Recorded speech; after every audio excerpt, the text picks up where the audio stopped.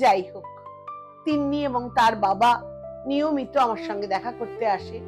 এখন আমি বেশ সুস্থ হয়ে উঠেছি। একদিন তিন্নিকে মজা করে জিজ্ঞাসা করলাম, হ্যাঁ রে, আমাকে দেখতে তো সবাই এলো, ওই নাসিমা তো একদিনও এলো না। তিন্নি একটুক্ষণ চুপ করে থেকে বলল, মা, নাসিমা রোজ আসে, কিন্তু তুমি তো ওকে একদম পছন্দ করো না, তাই ও চোখের সামনে আসে না, দূর থেকে তোমাকে দেখে আর বাইরে বসে থাকে। আমি বললাম, যাকগে, ও সব কথা ছাড়, এখন বল আমার কি হয়েছিল। আমাকে সুস্থ করতে কি খুব বেগ পেতে হয়েছিল?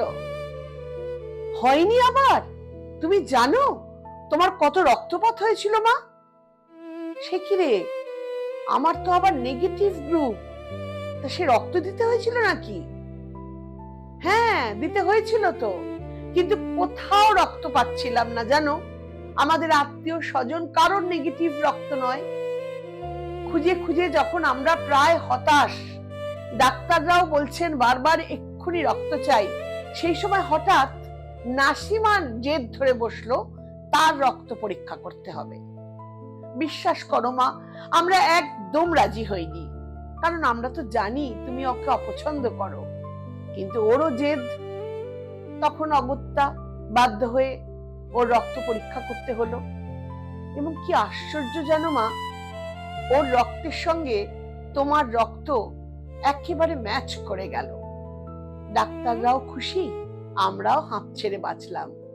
তুমিও আস্তে আস্তে সুস্থ জীবনে ফিরে এলে। স্তব্ধ আমি, বাকরুদ্ধ, মনে মনে দৃশ্যগুলো ভেসে চলেছে নাসিমার সঙ্গে আমার ব্যবহারের। কত দূরছাই না করেছি মেয়েটাকে, কাছে আসতেও দিইনি কোনোদিন। আমি তিন্নিকে জিজ্ঞেস করলাম, হ্যাঁ রে, আজকে নাসিমা এসেছে? হ্যাঁ মা, বাইরেই বসে আছে। যা, একবার ডেকে নিয়ে আয় তো, বল আমি ডাকছি। পায়ে পায়ে মেয়েটা ঘরে এলো। আমি কাছে ডাকলাম। ভীতু ভীতু চোখে আমার দিকে এগিয়ে এলো। আমি দুহাত দিয়ে তাকে জড়িয়ে নিলাম নিজের বুকে। বললাম, তুই আমাকে কি বলে ডাকবি জিজ্ঞাসা করতিস না, আজ থেকে তুই আমাকে মা বলে ডাকবি। আমার আর তোর রক্ত যে এখন মিশে গেছে।